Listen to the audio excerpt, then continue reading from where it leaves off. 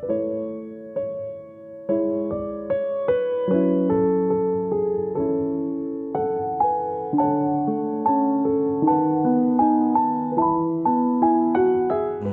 혹시 선물 받는 거 좋아하십니까? 선물?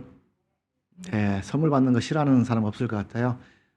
선물 받은 것 중에 기억에 남는 선물이 있으신가요? 저희 아내한테 물어보니까 기억에 남는 게 어떻게 있냐고. 그 정도로 좋은 선물을 받아보지 못했지 않았을까. 선물, 그 남편 뭐 하는지 선물 좀 주면 좋겠는데, 기억에 남는 선물 여러분 혹시 딱 있으세요?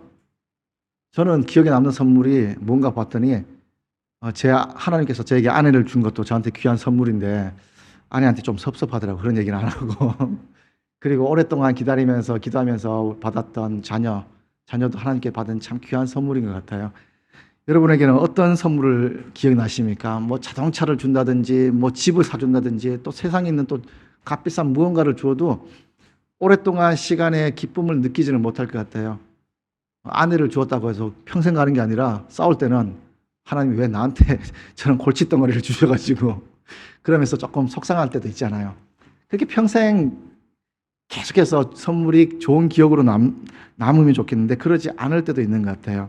그런데 하나님께서 주신 선물과 세상적으로 우리가 받는 선물과 비교를 하면은 그래도 차이가 있는 것 같아요. 아무리 좋은 뭐 집이든 자동차든 주신 것과 하나님께서 나에게 주신 뭐 아내든 자녀든 이런 하나님 주신 선물과 비교해 보면 그래도 하나님께서 주신 것이 훨씬 크다는 것을, 훨씬 나에게 좋은 선물이라는 것을 우리가 알게 되죠. 2004년에 어떤 글 쓰는 분이 자기가 받은 선물을 이런 거라고 이렇게 글을 썼는데 참 훈훈하게 많은 사람들이 좋아했습니다. 2004년에 어떤 한 작가가 독자로부터 전화를 받았습니다.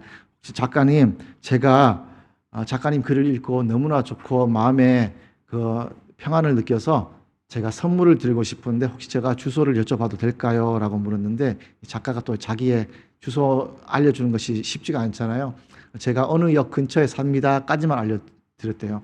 그랬더니 며칠 있다가 다시 전화 왔는데 작가님, 제가 그 역에 있는 픽업 스토어라고 있다고 하네요. 한국에는 그 서점같이 이렇게 물건을 받아가는 어떤 서점이 있는데 거기에 작가님 글을 보고 작가님이 좋아하실 만한 책과 CD를 준비를 해놨습니다. 그거 받아가시면 됩니다라고 전화가 왔다고 해요. 그것이 그 기분 좋은 것을 글로 써서 인터넷에 훈훈하게 그 글이 이렇게 몇몇 분들이 훈훈하게 그 글을 봤습니다. 그런데 그날 저녁에 뉴스에 어떤 뉴스가 나왔냐면요. 어떤 공무원이 골프공 선물을 받았는데 이 골프공 안에 100만 원이 든 봉투가 들어있었다고 합니다. 자, 너무 차이가 나죠. 이것이 감찰에 걸려서 공무원 생활 28년 동안 공무원 생활을 하다가 마지막 순간에 이런 불명예스러운 은퇴를 하게 됐습니다. 이분이 농림부 차관이었는데요. 그 당시에 많은 주변에 있는 공무원들이 존경하는 인물이었고요. 또 이 정도로 공무원 생활하면 참 잘한다고, 모범으로 잘한다고 하는 그런 분이었습니다. 그런데 이런 일로 인해서 많은 주변의 분들이 실망을 하게 되고 또 너무나 안타까웠다고 얘기를 합니다. 같은 선물인데 왜 이렇게 됐을까? 얘기할 수도 있겠죠. 뭐 이 선물이에요. 추석이 다가오니까 이렇게 선물로 드리는 건데 왜 그러십니까? 라고 얘기할 수도 있겠지만 그 돈이 가지는 의미 때문에 기쁨이 조금이 달라질 수도 있고요. 오히려 이 선물 같은 경우는 그 잘 해왔던 공무원의 생활을 파멸의 길로 인도하는 그런 선물이 됐던 것 같아요. 여러분이 받았던 선물 어떤 거 있습니까? 요즘에는 뭐 김경란법에서 어느 정도 선물이 어떻게 해야 된다, 어떻게 해야 좋은 선물이다, 뭐 이런 얘기도 많이 하는 것 같아요. 그래서 서구에서는 선물의 행위에 대해서 학술적 논의가 있었다고 합니다. 그래서 학술적으로 세 가지를 뽑더라고요. 선물 경제학에서 이야기는 이 세 가지가 이루어지면 좋은 선물이라고 이야기를 합니다. 그 선물의 세 가지 본질이 상호성, 적정성, 그다음에 공감대를 형성할 수 있는 선물이 좋다고 해요. 일반적으로 주고받을 수 있는 상호적인 관계가 있어야 되는 것이고요. 그리고 적당한 적당한 효용성을 가지는 적정성에서 주고받아야 되고요. 또 그렇게 주고받을 관계에 공감대가 있어야 되는 사람이라는 것을 이야기를 하더라고요. 근데 작가가 받은 그 책과 CD 같은 경우는 이런 것들이 어느 정도 허용이 되는데 골프공을 받고 그 안에 돈이 든 공무원은 그것을 잃는 분들이 이런 모든 것들을 넘어섰다고 얘기하는 거죠. 100만 원이라는 것이 일반적이지 않고 일방적이다. 현금이라는 적정성을 넘어섰고 마음이 훈훈해지는 공감대가 완전히 무너졌기 때문에 선물이라고 하기가 어렵다고 합니다. 그럼 우리가 주고받을 수 있는 선물 어디까지일까요? 그 선에서 가장 좋은 것을 주면 좋겠죠. 그런데 하나님께서 우리에게 주신 선물을 생각해 보면 이 모든 것들을 초월하는 선물이었죠. 뭐 우리가 하나님께서 주고받고 하나님께서 내게 주셨는데 내가 하나님께 돌려드릴 그런 것도 많지 않고요. 그런 적정성 그리고 서로 그럴 만한 공감대 하나님께서 나의 모든 것을 공감해 주시고 아시는데 우리는 모르잖아요. 나름대로 공감해 준다고 공감하려고 가까이 가지만 하나님을 충분히 이해하지를 못해요. 그래서 하나님께서 주시는 선물이 인간적인 세상으로 방법으로는 이해가 되지 않기 때문에 우리는 거기에 은혜라는 단어를 사용하죠. 하나님께서 주신 은혜입니다. 하나님께서 내게 주신 은혜로 아내를 만나고 하나님께서 내게 은혜로 우리의 자녀를 주셨습니다. 이런 은혜라는 단어를 쓰게 되죠. 그래서 오늘 본문 8절에서도 얘기하는 것이 하나님의 선물이라고 얘기를 하고요. 그것이 하나님의 은혜라고 표현을 하고 있죠. 모든 믿는 자에게 주시는 하나님의 구원의 선물, 그 선물 모두 받으셨죠. 그 받은 자들이 이 자리에 모여서 하나님께 예배를 드리는 거죠. 그 선물이 하나님의 은혜에 의해서 믿음으로 말미암아 받은 하나님의 구원의 선물이라는 것입니다. 우리가 오늘 읽은 이 본문을 보면요. 1절부터 10절까지 길게 10구절을 읽었는데요. 원문상으로는요. 딱 두 문장입니다. 두 문장. 1절에서 7절까지 길게 한 문장이고요. 또 8절부터 10절까지 길게 한 문장이에요. 문장이 길다 보니까요. 이해를 잘 해야 돼요. 주어가 뭔지, 목적어가 뭔지, 동사가 뭔지 파악하지 못하면 그 문장의 핵심적인 것을 놓치게 되죠. 그래서 주어가 뭔지 1장부터 7장에 있는 그 문장에서 주어가 뭔지를 보면요. 주어는 긍휼이 풍성하신 하나님이에요. 하나님이 주어예요. 그리고 하나님이 무엇을 했냐? 동사를 살펴보면 세 가지 주된 동사가 있는데 함께 살리셨고 또 함께 일으키사 또 함께 앉히시니 이렇게 함께 했다는 이 세 가지 주 동사가 주된 동사고요. 그 다음에 목적어는 우리입니다. 우리 성도들을 목적으로 해서 하나님께서 우리 성도들을 함께 살리시고 일으키시고 앉히셨다는 것이 가장 중요한 핵심 포인트예요. 여기서 1절에서 7절에까지 있는 이 중요한 말씀 중에서도 또 두 가지로 얘기가 나오는데 4절 전에 있는 1절부터 3절까지는 우리가 구원받기 전에 상태가 어땠는지를 우리에게 말씀해 주시고요. 그 다음에 4절부터 7절까지가 구원을 위해서 하나님께서 행하셨던 일들을 우리에게 말씀을 해줍니다. 구원받기 전의 상태가 어땠는지 1절부터 직설적으로 얘기를 해요. 허물과 죄로 죽었던 너희라고 얘기를 해요. 허물이라는 것은요. 파라프토마라는 단어를 쓰면서 올바른 길에서 멀어지는 행위를 이야기를 하는 거죠. 그래서 오늘날 보면은 윤리 도덕적으로 부주의해서 진리에서 벗어나는 행위를 이야기를 하고요. 그 죄라는 것은 하마르티아라고 얘기합니다.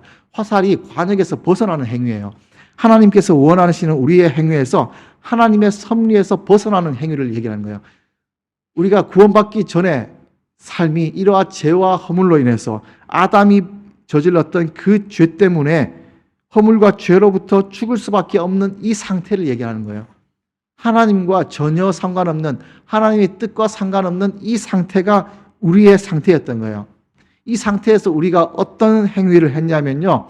2절에 보면 이 세상 풍조를 따르고 공정의 권세를 잡은 자를 따라갔어요. 하나님이 아니라 세상의 것에 눈이 돌아서서 세상을 따라가는 삶을 살았다는 거죠. 그리고 3절에도 보더라도 우리 육체의 욕심을 따라 지냈고요. 그로 인해서 우리가 본질상 진노의 자녀였어요. 그래서 우리가 죽을 수밖에 없는 진노의 자녀에 속해 있던 그 상황이에요. 아주 끔찍한 상황이죠. 그 상황에 놓여 있는데 이 상황에서 하나님께서 행하신 일, 긍휼이 풍성하신 하나님께서 4절에 주어가 하나님이셨다고 했죠. 그냥 하나님이 아니라 긍휼이 풍성한 하나님이에요. 그 긍휼이 풍성하신 하나님께서 우리를 긍휼히 여기시고 또 불쌍히 여기셔서 우리를 살리시는 거죠. 그래서 우리가 보았던 말씀대로 함께 살리시고 또 함께 일으키시고 함께 앉히시는 거예요. 주어와 동사가 나왔어요. 목적어가 누구라고 했는지 기억이 나십니까? 목적어는 아까 성도라고 제가 말씀을 드렸잖아요. 근데 이 한 문장에서 놀라운 변화가 생겨요. 1절에서 3절까지는 구원받기 전의 삶이고요. 4절부터 7절까지는 구원을 위해서 하나님께서 행하시는 일이에요. 근데 1절부터 3절에 나오는 목적어를 보면요. 너희라고 말씀합니다. 너희. 그는 하나님께서는 허물과 죄로 죽었던 너희, 우리 성도를 얘기할 때 너희라고 단어를 쓰고요. 그때의 너희는 하면서 너희라고 표현해요. 유예요. 2인칭을 써요. 그런데 이 죄 가운데 있을 때는 너희라고 2인칭이지만 4절에 하나님께서 구원하신 이후에 구원에 속할 그때부터는 목적어가 뭐로 바뀌었어요? 우리로 바뀐 거예요. 2인칭에서 1인칭으로 바뀐 거예요. 하나님께서 너희라고 나와 상관없는 너희였지만 구원을 받고부터는 너희가 아니라 나라는 거예요. 나. 하나님과 함께 하는 동행할 수 있는 우리 1인칭이 되어버린 거예요. 그래서 우리가 하나님과 상관없는 자들이 아니라 구원받은 자들은 하나님과 함께하는 자들이라는 것을 오늘 본문에서는 우리에게 말씀을 하는 거죠. 구원에 동참하고부터는 우리가 세상이 아니라 하나님 편에 있다는 것을 오늘 본문은 말씀을 하고 있는 거예요. 그래서 목적어도 그냥 살리셨고 일으키고 앉히신 것이 아니라 함께 살리시고 함께 일으키사 함께 앉히셨다는 거예요. 여기서 함께라는 것은 한 단어예요. 한 단어. 시조 오페오에오라는 한 단어예요. 우리나라 말이나 영어로는 두 단어가 사용되지만 헬라어는 한 단어예요. 그러면서 성령 하나님께서 함께 행하셨다는 것을 이야기를 하고요. 우리도 그 자리에 껴주신다는 거예요. 성령 하나님께서 함께하는 그 일들에 우리도 그 자리에 동참하게 한다는 것이 오늘 본문에서 우리가 알 수 있는 거죠. 이것이 우리에게 나타나는 이 구원이 단순히 내가 믿어서 구원을 받는 것이 아니고요. 내가 죽을 수밖에 없는 그 상황에서 내가 믿어서 되는 것이 아니라 성부 하나님과 성자 예수님과 성령님께서 함께 연합해서 나를 살렸다는 거예요. 이것을 가지고 풍성하신 하나님, 은혜가 풍성하신 하나님, 사랑이 많으신 하나님이라고 오늘 구절은 말씀을 하고 있죠. 그 풍성한 은혜 때문에, 그 사랑 때문에 우리가 이렇게 구원을 받은 거예요. 8절 말씀을 보면요. 그 구원이 우리에게 어떻게 임했는지 분명히 말씀을 하고 있습니다. 우리 함께 읽어보겠습니다. 8절 말씀 시작.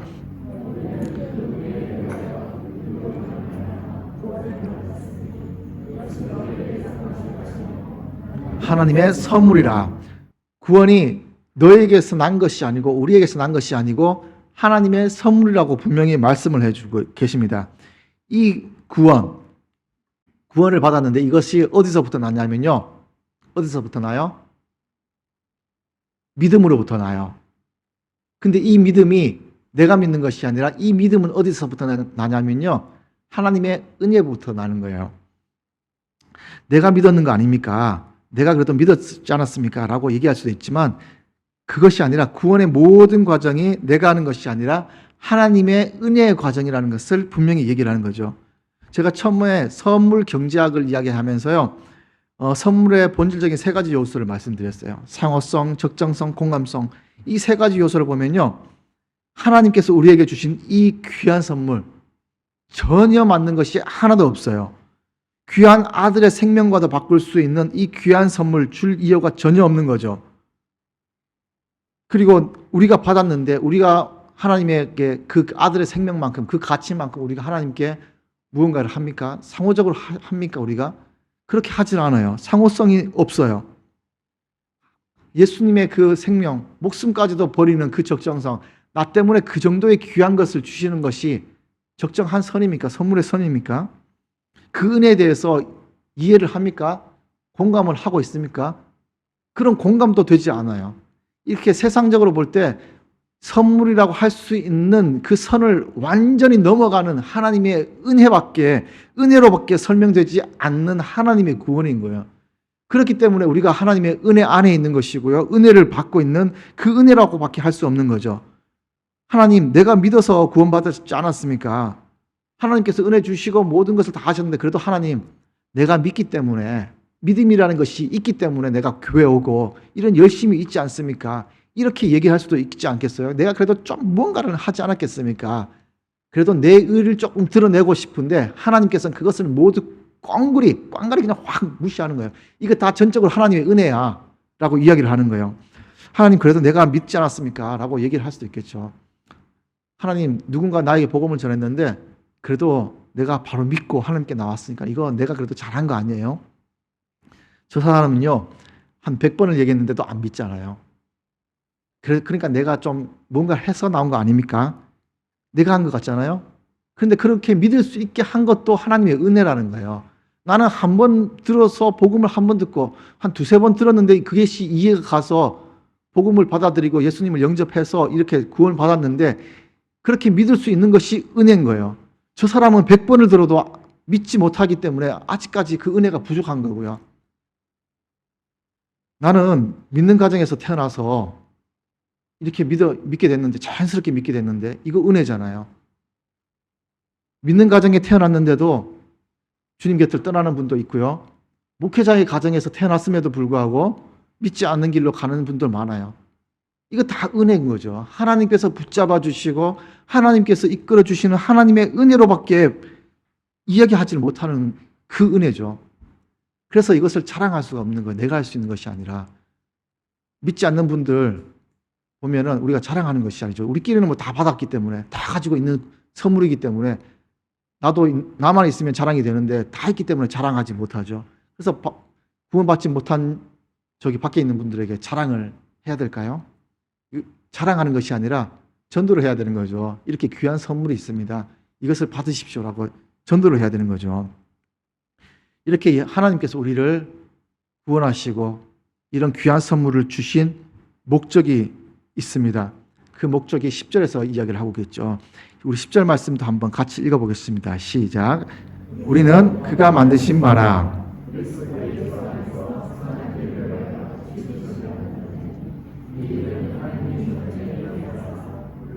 그 가운데에서 행하게 하려 하심이라.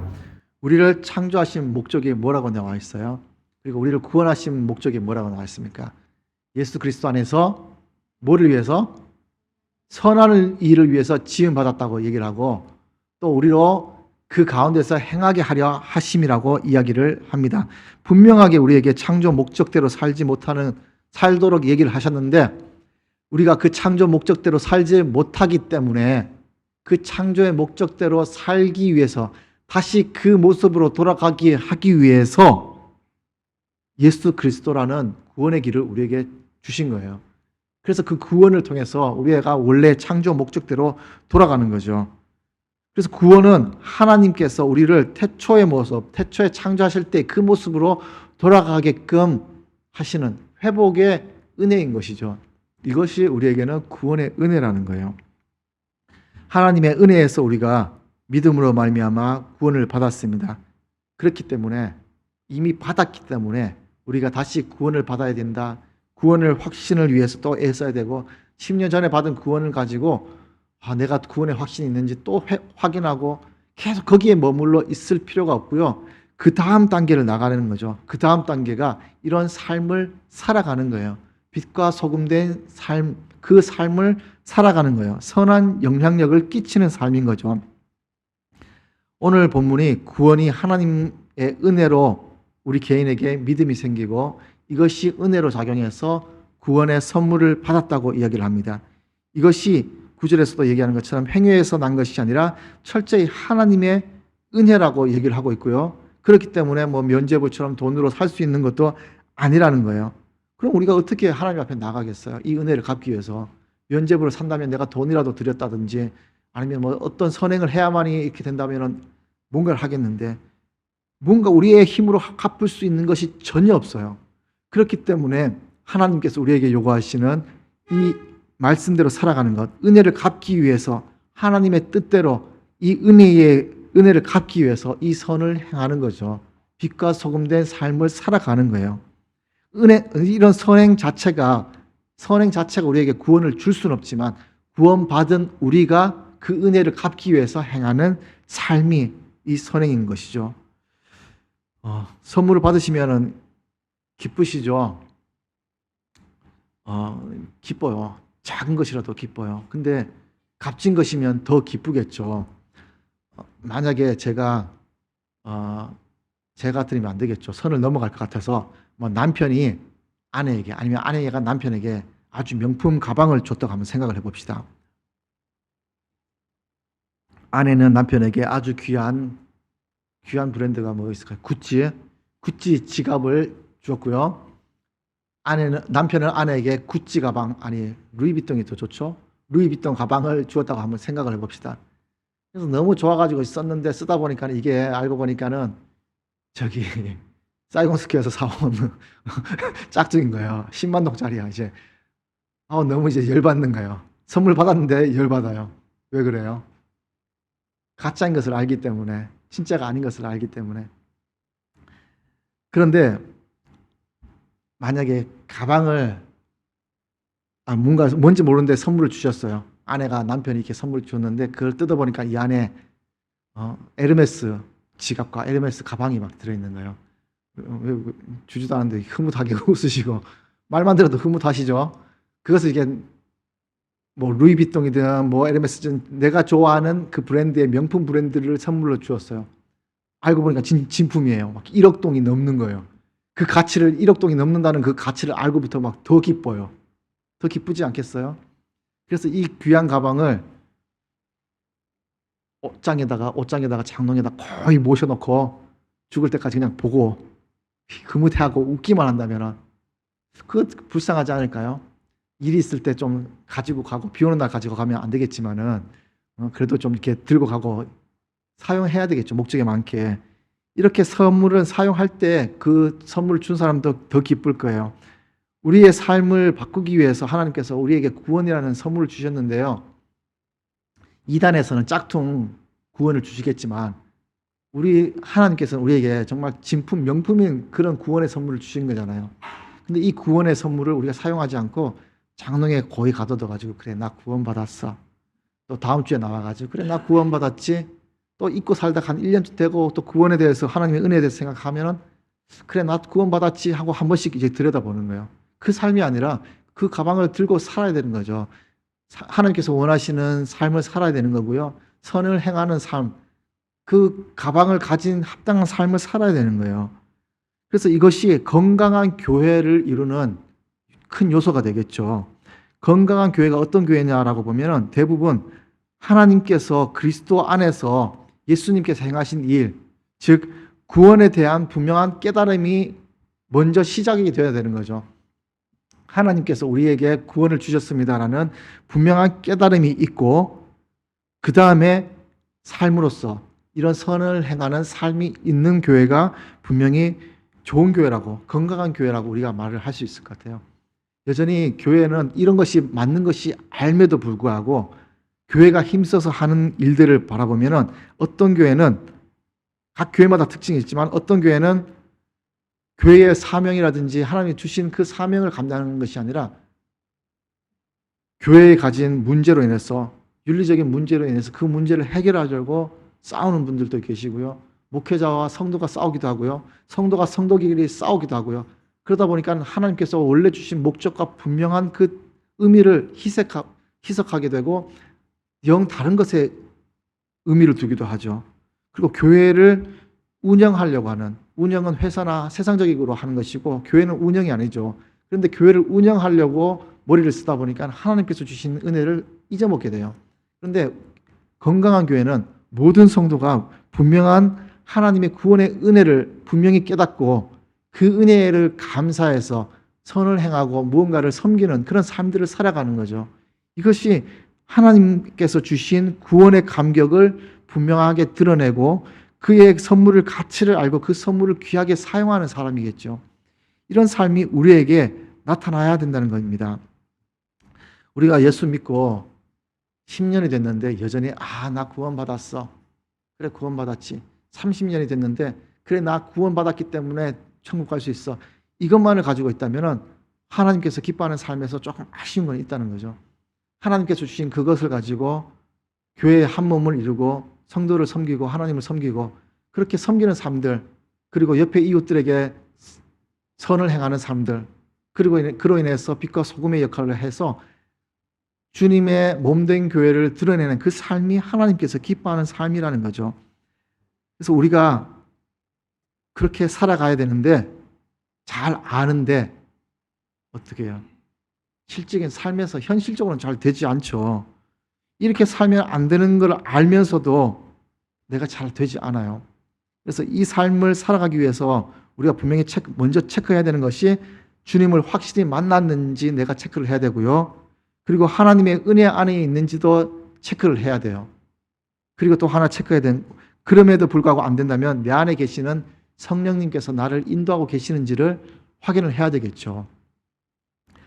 제가 지난주에도 조금 힘든 시간을 보냈어요.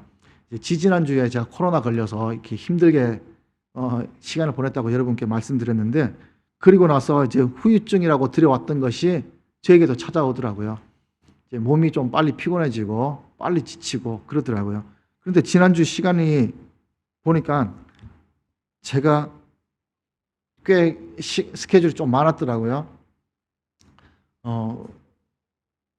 어떤 날은 하루에 뭐 3번 예배를 드리고 3번 설교를 하다 보니까 그 전에 설교 준비하면서 이게 지금 첫 번째 설교를 준비하는 건지 두 번째 설교를 준비하는지 세 번째 하고 막 헷갈리게 막 머리에서 생각이 나고, 그리고 또 예배를 인도하고 나니까 집에 가니까 완전히 이제 너무 힘든 거예요. 나는 이제 열흘 동안 이렇게 그냥 앓고 끝날 줄 알았는데 후유증이 생기고, 또 열흘 동안 앓다 보니까는 안 그래도 없는 근육이 더 빠져가지고 좀 막 물렁물렁하고 속상하더라고요. 그래도 힘있게 해야 되는데 힘도 안 나고 육체적으로 너무 쇠약해진 모습을 보더라고요. 그렇게 쇠약해진 모습을 보다 보니까 내가 뭐 선을 행할 정신적인 여력도 없고요. 누군가에게 뭔가를 더 해주고 하겠다는 여력도 전혀 생기지 않아요. 육체가 약하니까 영적으로도 다운되고 그것이 영향력이 있더라고요. 그래서 육체의 연약함을 붙잡고 있다 보니까요. 제가 설교 준비가 안 되는 거예요. 오늘 주일날 말씀을 전해야 되는데 보통 이제 주보를 준비하기 위해서 금요일까지 설교가 끝나야 되고 정리하고 제가 주보 담당하시는 분께 이 내용을 보내야 돼요. 그런데 금요일이 됐는데 이게 내가 오늘 본문이 이게 뭔지 전혀 막 지쳐가지고 보이지를 않아요. 그래서 토요일날 하나님 이게 뭡니까? 하나님 이게 뭡니까? 라고 계속 기도를 하면서 말씀을 봤어요. 말씀을 보다가 기도하면서 보다 보니까 오늘 말씀하시는 것이 그거더라고요. 내 힘이 아니라 하나님께서 공급하시는 힘, 또 영적인 힘을 바라보게 되고요. 이 말씀을 준비하면서도 하나님, 이건 내 힘으로 하니까 안 돼요. 하나님, 이거 내 말씀이 아니잖아요. 하나님 말씀이잖아요. 하나님 말씀대로 전할 수 있도록 하나님 힘 주세요. 하나님께서 공급하시는 힘 주세요. 오늘 말씀도 보면 그리스도와 함께 살리시고 또 함께 하시고 함께 하신다고 얘기하셨잖아요. 하나님, 나와 함께 해주세요라고 기도하고 하다 보니까 갑자기 막 이 본문이 막 눈에 들어오는 거예요. 그리고 며칠 동안 봤던 것이 며칠 동안 봐도 안 들어오던 단어들이 막 눈에 들어오고, 그러면서 이 설교가 금방 끝났어요. 그 다음에 오전에 웬만큼 다 끝나버린 거예요. 며칠을 붙잡고 있어도 안 되는 것이 내 힘으로 안 되는데 하나님께 기도하면서 하나님 해주세요 막 붙잡으니까 불과 몇 시간 만에 그냥 나오더라고요. 아, 이게 내가 하는 게 아니구나. 하나님께서 함께 하시고 이끄시는 것이 돼야 되는구나. 내가 죄로 죽고 구원받았다고 거기서 끝이는 것이 아니라 내 안에서 그리스도 안에서 함께 해야 되고, 그리스도 안에서 함께 선한 일을 위해서 지원받았기 때문에 그리스도 함께 해야 되는 거예요. 내가 선행을 아무리 하려고 해도 안 되고 내 힘으로 하는 것에 한계가 있지만 하나님께서 공급하시는 그 은혜를 받아야, 그 성령님께서 일하시는 것을 받아야만 우리가 일을 할 수 있구나. 이 매주 하는 이것조차도 내가 내 힘으로 하려고 하는 것들이 많아지겠죠. 나 지난주에도 설교했는데 뭐 이번 주도 되겠지. 내 힘으로도 할 수 있어. 하다 보니까 안 되더라고요. 이게 오늘 저에게 이 말씀을 전하려고 이렇게 일주일 동안 고생을 시켰나, 그 생각도 들더라고요.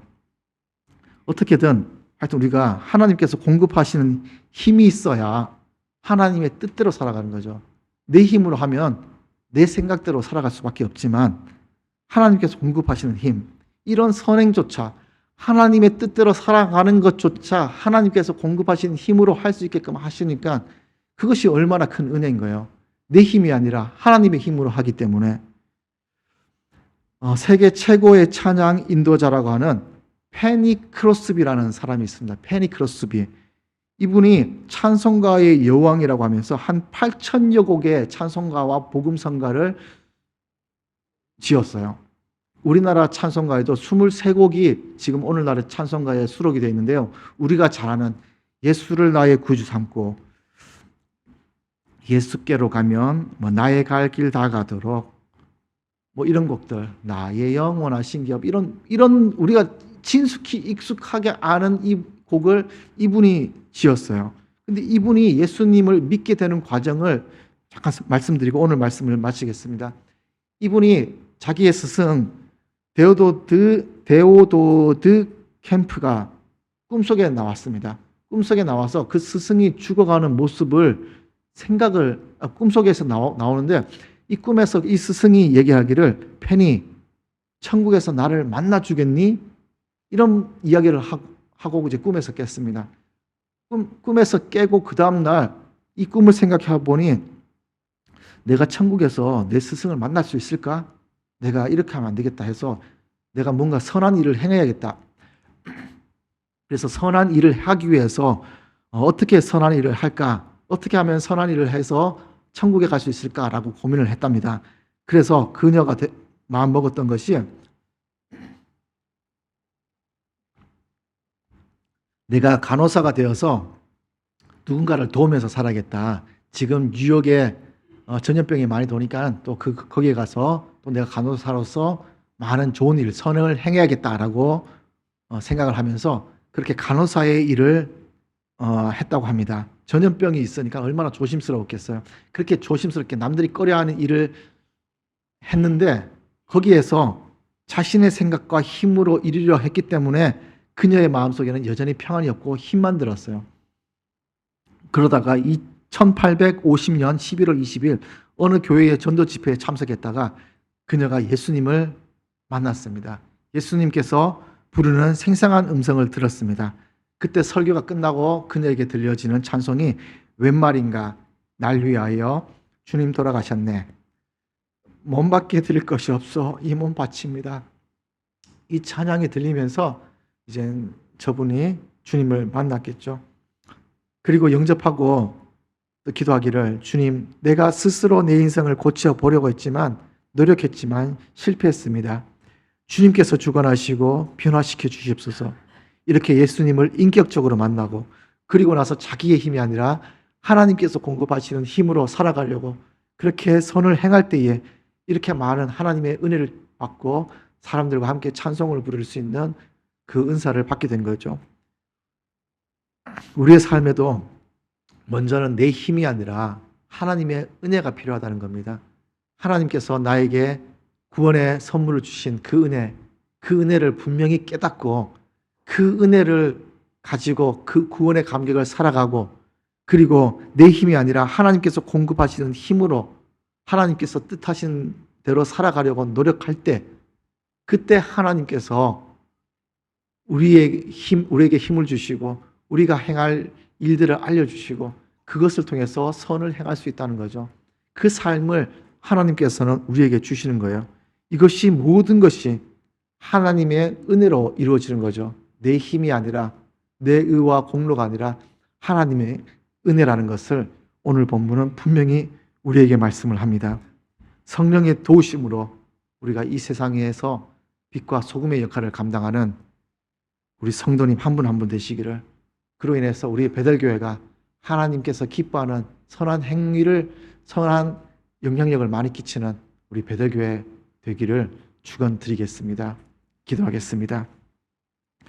하나님 감사합니다. 오늘 말씀을 보면서 하나님의 은혜를 더욱더 생각을 하게 됩니다. 우리를 구원하신 그 은혜가 전적으로 하나님의 은혜임을 고백하며 또 그 은혜 받은 우리가 어떻게 살아야 되는지, 하나님의 뜻이 무엇인지를 또 보게 됩니다.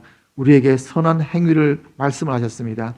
그 선한 행동조차도 내 힘으로 할 수 없는 것을 주님 고백하오니, 하나님 성령님께서 나와 동행하시고 나와 동행하시는 성령님께서 일을 하셔서 내가 주님의 뜻대로 살아가고 주님의 뜻대로 선한 행동을 함으로 인해서 하나님의 선한 영향력을 끼치고 또 하나님께 영광을 올려드리는 삶이 될 수 있도록 주님 우리의 삶을 인도하여 주시옵소서.